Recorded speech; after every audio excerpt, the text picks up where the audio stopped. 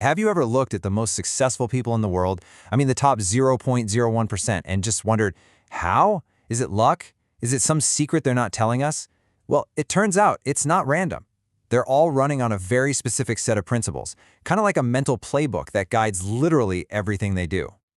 Now, don't get me wrong. Luck and timing, yeah, they definitely play a part. But here's the thing the best performers know. You can actually create your own luck. You can build a system that attracts opportunities and wealth.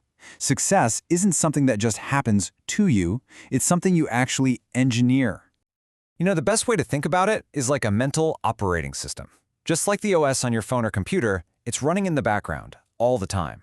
It shapes how you see things, how you make decisions, and how you act. It's this powerful hidden code that ends up producing these completely extraordinary results. So in this explainer, we're going to unpack this whole system.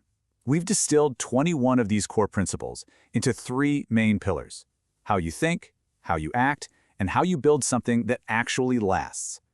Let's start with the foundation, where it all begins. So, Pillar 1 is all about mastering your inner game. Look, before you can achieve anything out there in the real world, you have got to get your internal world right. Every single major success story you've ever heard of starts right here with a huge shift in mindset. This is so key. If you have a truly unique vision, most people just aren't going to get it, especially the people closest to you. They've seen you fail, they know your whole backstory. They can't see the future that you're trying to build. So going after something extraordinary means you have to be okay with being misunderstood for a while. Your success really doesn't depend on their approval. All right, the second piece of this inner game is moving from blame to what Jocko Willink calls extreme ownership. Here's a real-world example. An Ironman race gets canceled because of COVID after a year and a half of intense training. It would be so easy to just blame the world, right? But instead, the question became, what can we control? The answer was to create their own unofficial race, the Corona Man, and it ended up being this huge cornerstone of their future success. You see the difference? You can blame the world and give away your power, or you can take it back. This one question can change absolutely everything. Let that sink in for a second. How did I contribute to this situation? Even when something seems totally random, like a car jumping a curb and hitting you, asking this is so empowering. It's not about blaming yourself, it's about finding the one piece of the puzzle you control. Why was I on that street? Why at that time? It's about finding your agency so you can change the outcome next time. So, to wrap up this first pillar, it's really about these 3 things. You've got to be willing to be misunderstood. You have to take 100% ownership of your life. And you have to see every single outcome as either a blessing or a lesson. See, there are no failures, only feedback that helps guide you forward. Okay, let's move on to Pillar 2. A powerful mindset is great, but it's totally useless without action. This is all about architecting your actions, creating real frameworks and strategies that turn that internal clarity into actual real-world momentum. Top performers don't just show up with problems. They use frameworks like this 1-3-1 rule. It forces you and your team to get crystal clear on the one single problem, then explore 3 real options, and finally commit to 1 recommendation. It's a super simple structure, but it leads to way better and way faster decisions. Okay, this is probably one of the most misunderstood ideas out there. Resourcefulness is not about having resources, it's about creating them out of thin air. It's the skill of seeing a way forward when everybody else just sees a brick wall. You know, Elon Musk funding his Mars mission with Starlink? I mean, come on, that's the literal definition of being resourceful. And here's exactly how that works. There was this person who wanted coaching but couldn't afford it. The barrier was money. So what did they do? They created unexpected value. They went through dozens of YouTube videos, analyzed them, and sent this detailed document full of amazing improvements. They presented that value first, and by doing that, they earned the opportunity. They didn't ask for a handout. They created a whole new door. Oof, this is a tough one. This is one of those questions that just cuts right through all the excuses, all the noise. Just ask yourself, what are you pretending not to know? Deep down, we almost always know what we need to do. We know we need to hire that person or fire that person or leave that bad situation. We just pretend we don't. This question forces you to face that truth you've been avoiding. And that brings us to our third and final pillar, building a legacy engine. This is why we go beyond just ourselves and our actions today. It's about taking that powerful mindset and those smart actions and building systems that amplify your impact so it lasts long after you're gone. This is really the capstone of the whole system.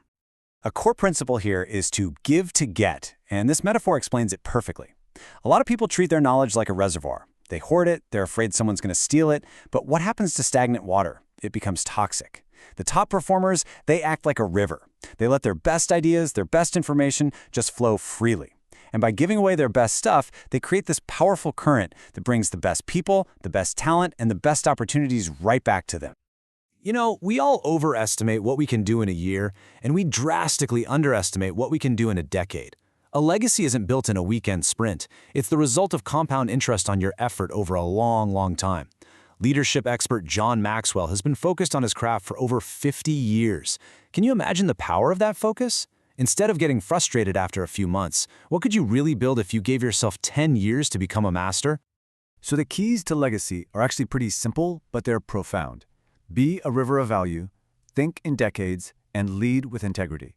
And a huge part of that is this simple rule. Praise your people in public, but always, always criticize in private. That's not just good management, that's how you build a culture that lasts. But out of all these principles, mastering your mind, your actions, your legacy, there's one final idea that changes absolutely everything. It reframes this entire pursuit of success, and it is, without a doubt, the most important lesson of all. There's this story about a super successful female founder. She was already crushing it, making millions in revenue. And someone asked her, "What's your goal?" She said $100 million exit in 3 years. And when they asked her why, this was her answer.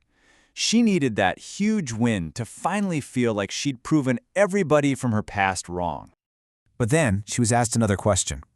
Do you know what percentage of female-founded businesses ever reach the level of success you're at right now? The answer is just staggering. It's 0.02%. By any objective metric, she was already one of the most elite entrepreneurs on the entire planet. And in that moment, she just broke down crying because she realized she had already achieved the very thing she was fighting for. She had already won. She was just waiting for some random external number to give her permission to finally feel good about it. And this right here is the final, crucial principle.